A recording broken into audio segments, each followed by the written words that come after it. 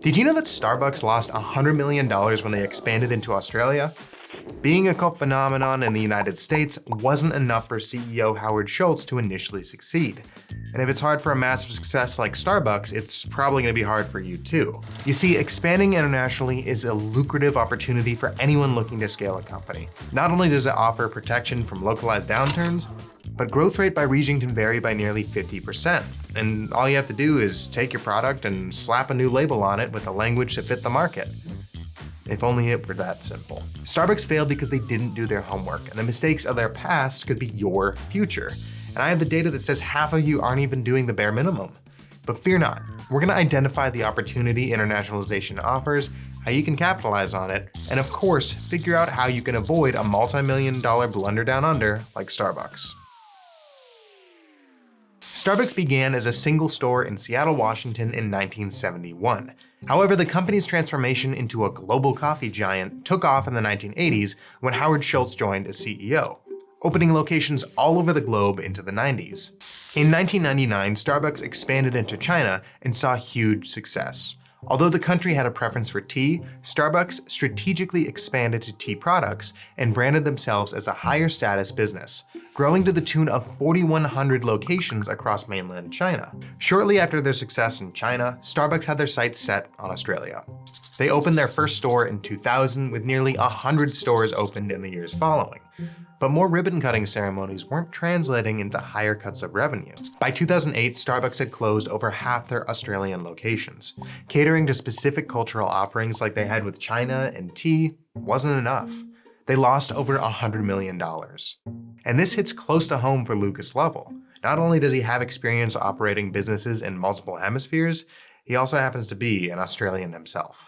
I am indeed Australian, and I also love my coffee. I'm actually sort of proud of it. Is that weird? Coffee is a bit like wine in Australia. And I think people very much think about coffee as something that they should enjoy, as opposed to something that they just grab in the morning for a caffeine boost. But Australians are much more interested in like funky interiors, nice background music, the more artistic side of coffee. And Starbucks didn't adapt their offering and their positioning based on that buyer expectation. The failings of Starbucks in Australia actually highlight something universal about internationalization.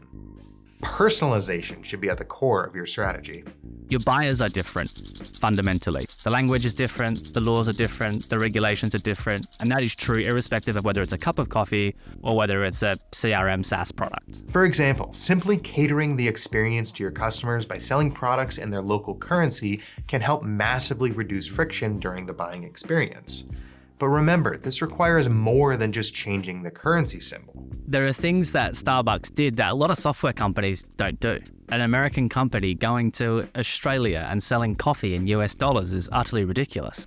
Like, that makes no sense at all, right? You would never go to Australia and sell coffee in US dollars. That never happens. But in software, tons of companies do that. Just like their preferences for coffee and local currency, different regions also have unique preferences for how much they're willing to spend. For example, in a paddle study, we found that the Nordics are willing to pay nearly 30% more than the United States for the same software products. On the flip side, someone in Southeast Asia is willing to pay nearly 40% less than someone in the US. Adjusting pricing and adapting your business based on willingness to pay is something that is typically overlooked by a lot of software companies especially. While this data backs up decisions to expand into a market where you may already speak the language, it underscores the importance of going beyond cosmetic pricing changes. When going after a massive international market, you're gonna be leaving money on the table if you're not tapped into what they want to pay for your product. This is a lesson that Lucas learned when he took his tourism-centric business abroad. The thing that initially drew us to France, just to sort of relate that back to the experience. We were in Australia, which is a country of 22, 23 million people with a medium-sized tourism industry, going to a juggernaut of the tourism industry, one of the most visited countries in the world, right? Where the market size was, we estimated at 10x what it was in Australia. It does create other opportunities as well, right? In terms of being able to leverage a higher willingness to pay in different countries. Another element to consider with your localization strategy revolves around which payment methods you offer. But why is that? Everyone prefers credit cards, right? It's easy to think that everyone buys everything with cards powered by Visa and MasterCard. It's not true. There are lots of markets out there which have local payment methods, of which the adoption of those payment methods is higher. For example, when Starbucks sells coffee in China, they need to provide the option of paying with Alipay, as a lot of people use it as their preferred payment method, drastically more than credit cards. Selling software abroad is no different. Creating a frictionless buying experience for the buyer is absolutely crucial. Certain countries stand out, like Brazil is another great example where this is changing quite quickly. So Pix is a payment method in Brazil that is now being used more than cards. With countries from all over the world preferring different methods of payment, it's shocking to find out that only 13% of companies offer PayPal and 9% offer Apple Pay. The numbers drop off even more significantly when we look at other apps like Ideal and Alipay. So now that we've got a better understanding of proper internationalization, how can you avoid a headfirst dive into the shallow end of the pool like Starbucks? Pay close attention to these 3 crucial steps. First, you need to shift your entire internationalization strategy. It's not a quick tactic that can be completed in a day. It requires building strong bridges towards your customers and tailoring a unique experience specifically for them. As my French got better when I was in France, the dynamic of the relationship that I had with my customers transformed dramatically.